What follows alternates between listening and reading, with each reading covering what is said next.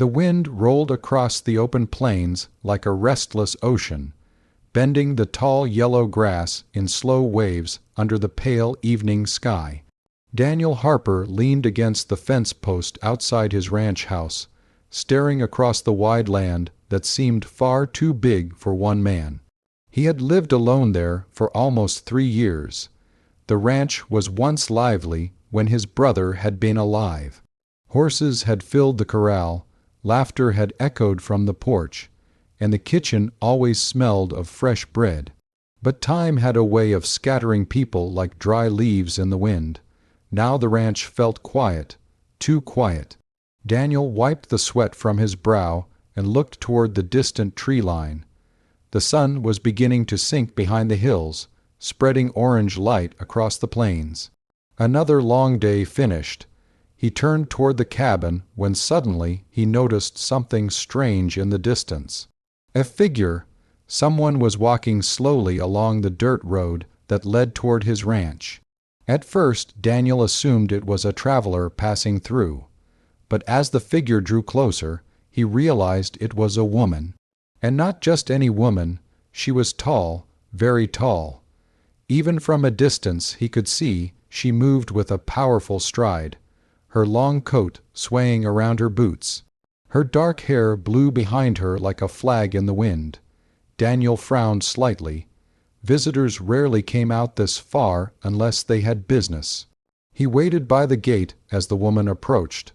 When she finally stepped into the fading sunlight, Daniel understood why people in town had been whispering lately. It was her, the widow, Margaret Cole. Everyone in the nearby settlement knew about Margaret. Her husband, a massive lumberman named Thomas Cole, had died the previous winter when a falling pine tree crushed him during a storm. Since then, Margaret had been living alone in a large cabin near the forest. But what made people talk wasn't just her widowhood. It was her size. Margaret Cole stood nearly a head taller than most men in the valley. Her shoulders were strong, her posture confident, and her presence carried a strange mixture of strength and loneliness. Daniel had only seen her once before at the general store. Even then, most men had quietly stepped out of her way. Now she stood at his gate. Daniel cleared his throat. Evening. Margaret stopped a few steps away, studying him with calm gray eyes. "Evening, Mr. Harper." Her voice was deep but steady. Daniel raised an eyebrow. "You know my name. Everyone in the valley knows your name," she said. "You run the largest ranch for 20 miles. Daniel shrugged. "That just means I've got the most fences to repair." For a moment neither of them spoke. The wind rustled the grass between them. Then Margaret stepped closer. Up close, she seemed even taller than he remembered.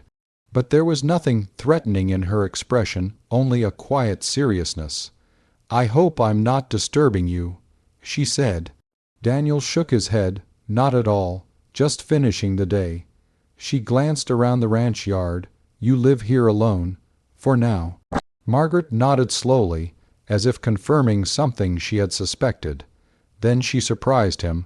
"I was hoping to speak with you." Daniel leaned against the fence. "Well, you're speaking."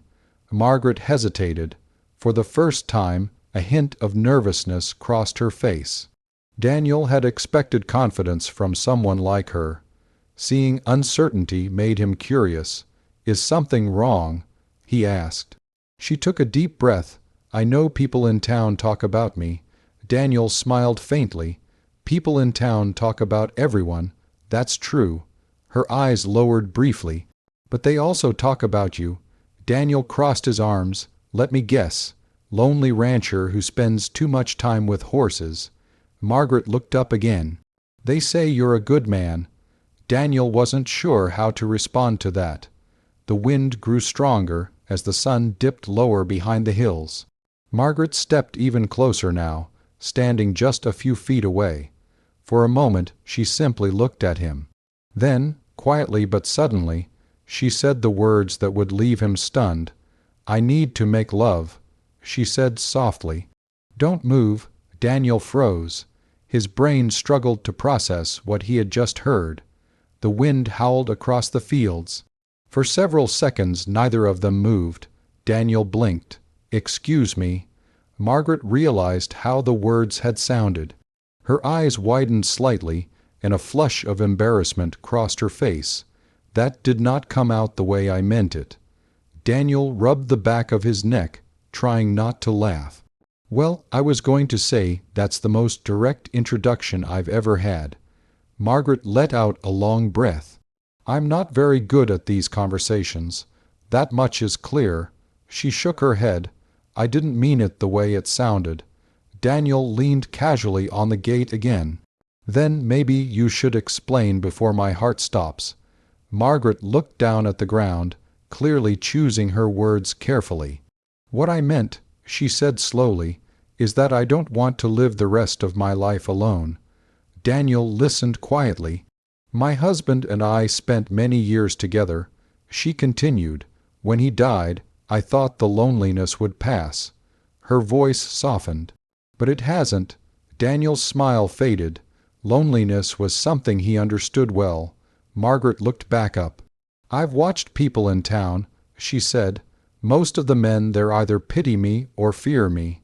Daniel chuckled lightly. "You do have a habit of making people nervous." "I don't mean to. I know." She stepped closer to the fence, resting her hands on the wooden rail. "But when I see you in town, you don't look at me the same way they do." Daniel raised an eyebrow. "How do I look at you?" Margaret thought for a moment. "Like I'm just another person." Daniel shrugged. "That's because you are." For a moment they stood quietly as the sky darkened around them. Then Daniel spoke again. "So when you said you needed to make love." Margaret covered her face with one hand. "I meant I need a life again," she said, "a real one, with someone who isn't afraid of me." Daniel couldn't help smiling. "You might want to work on your phrasing." She laughed softly, the tension finally breaking, clearly.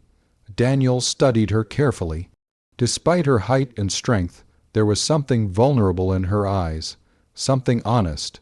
"You walked all the way out here just to say that?" he asked. "Yes, that's a long walk." "It gave me time to gather courage." Daniel looked out across the darkening ranch. Then he looked back at her. "Well," he said slowly, "I'm not afraid of you." Margaret's expression softened. "That's good to know. But I do have one concern." "What's that?" Daniel smiled. "If we're going to start this conversation properly, maybe we should begin with dinner instead of shocking declarations." Margaret laughed again. "I think that would be wise." Daniel opened the gate. "Well then, Mrs. Cole, would you like to come inside?" She hesitated only a moment before stepping through. The porch lantern glowed warmly as they walked toward the cabin. For the first time in years, Daniel Harper didn't feel like the ranch was too quiet. And for the first time since losing her husband, Margaret Cole felt something she hadn't expected to find again on the lonely frontier. Hope.